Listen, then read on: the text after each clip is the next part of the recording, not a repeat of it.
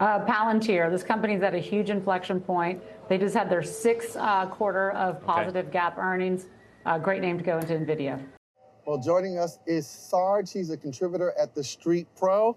I hear you come bearing gifts today with your single best trade. What is it? Well, I'll tell you what I'm willing to buy for myself, for my children, and my grandchildren is Palantir Technologies. PLTR for the folks at home.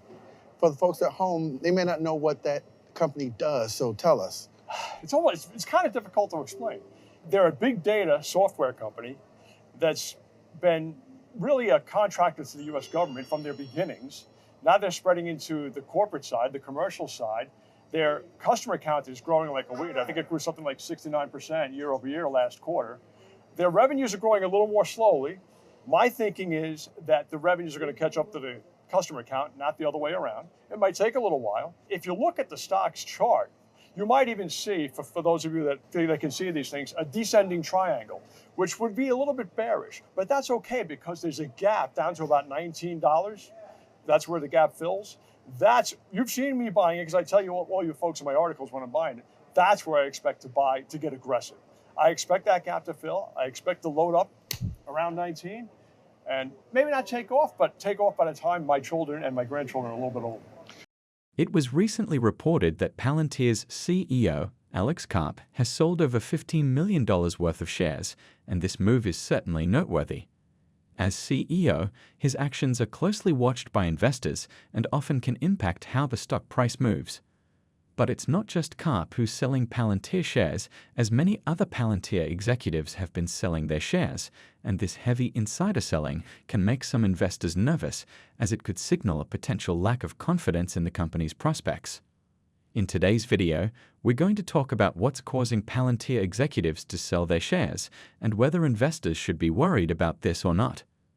Additionally, we'll talk about an analyst that recently shared a bullish opinion on Palantir stock, and whether the stock is a buy now after it dipped following Q1 earnings. But before we do that, if you want to keep up with Palantir's latest updates and keep up with the stock market's latest news, you can follow our Twitter account. We post multiple times daily about the biggest changes and catalysts in the market, so click the follow button if you don't want to miss the newest market updates.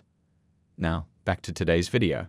The market has moved very aggressively into what it considers to be AI stocks. Number one, does it have its bets right in what stocks are actually AI stocks, or there more? And number two, should we be concerned about valuations in the stocks where there are already bets?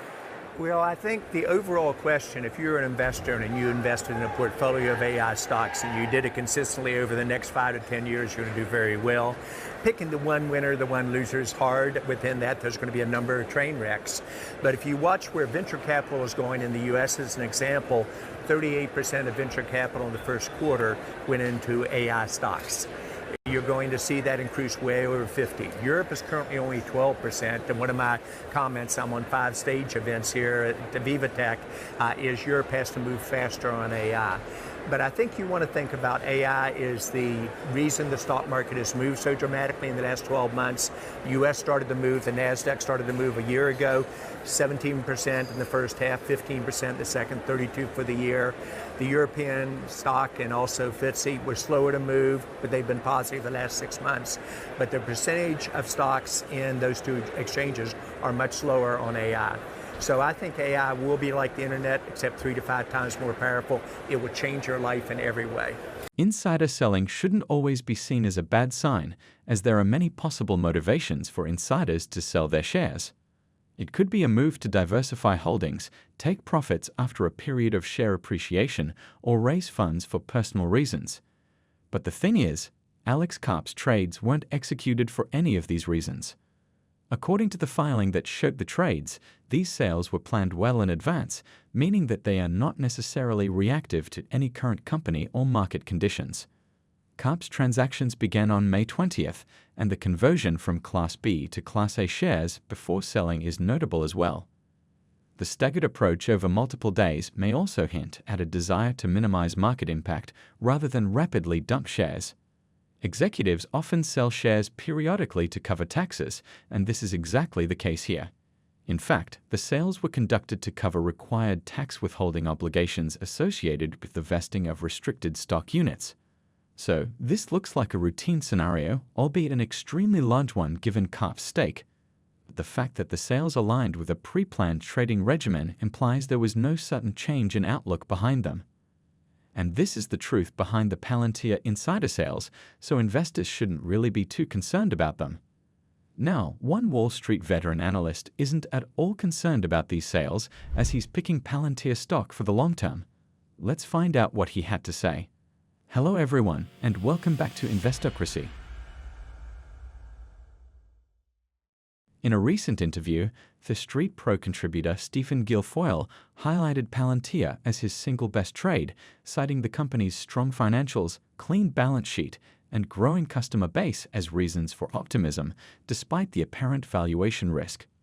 He said that while Palantir's revenues are seeing slow growth right now, they're set to catch up with the quick growth of the company's customer base, even though this might take quite a while.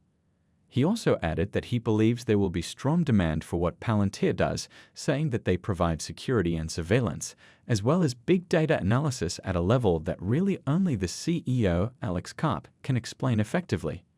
He also believes that they are well ahead of other software providers and other big data providers on the AI side, and as long as they can maintain that lead, or at least keep the pace up, they'll dominate the market. The company's sound balance sheet is another reason to be bullish, according to the analyst. The company has $3.8 billion in cash with no debt, and it is set up where it can sustain even if it has two losses for quite a while.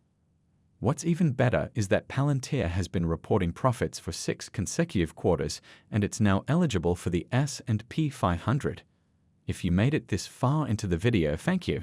These videos take a lot of effort and time to make, so if you enjoyed them, please hit the like button and subscribe to the channel.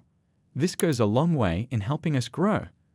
That said, back to the video. Well, Scott, as I listen to you, I wonder if that's a little bit of a microcosm of the year so far. Because if you go back and look, the first quarter, the equities were really on the march up, the S&P 500. Then it dipped at the beginning of the second quarter, and then it's come back up again. Now, we went into the year expecting, what was it, 6 rate cuts, and now we're down to maybe 1.5? Yeah.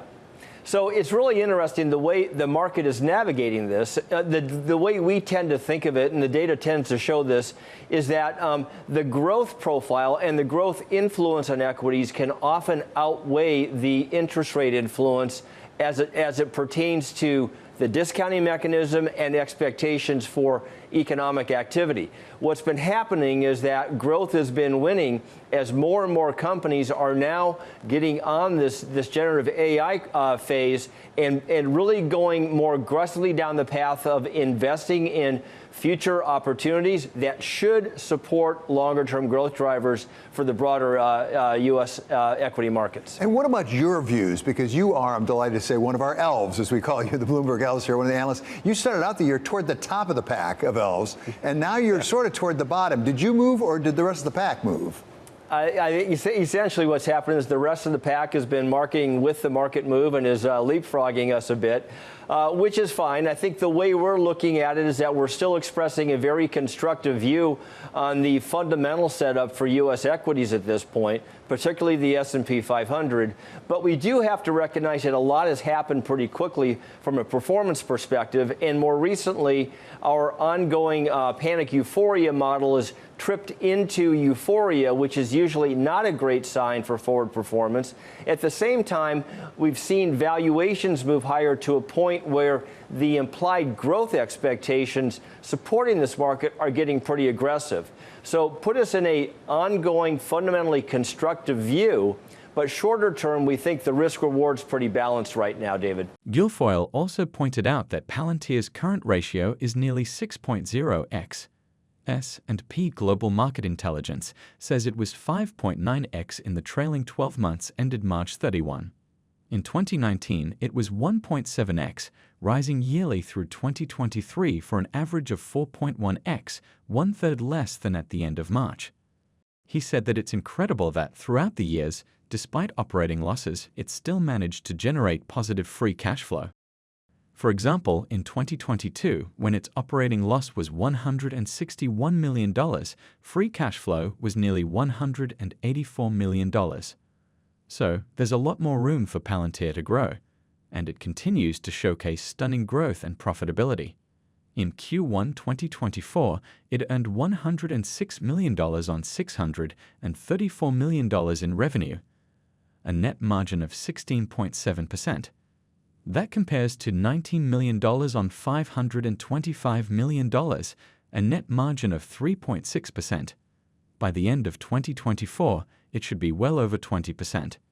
In 2023, its U.S. commercial revenue was $457 million.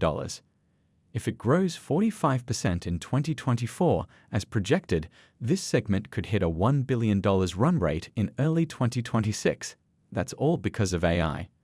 The global AI software market size was valued at $138.4 billion in 2022, and it's expected to hit $1.09 trillion by 2032, growing at a compound annual growth rate of 22.97% during that period.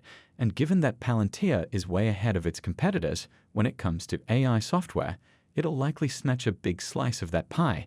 And for many analysts and investors, this makes the stock a buy, even though a lot of investors are still cautious about Palantir's valuation, so it might be best for investors to wait for another dip or for the stock to go below $20 to buy more shares. But what do you think about Palantir stock? Is it a buy at its current price? Let us know your thoughts in the comment section, and don't forget to tell us what your valuation for Palantir is. If you would like to know what companies like Palantir have been up to these past few days, go ahead and click on the next video on your screen. See you there.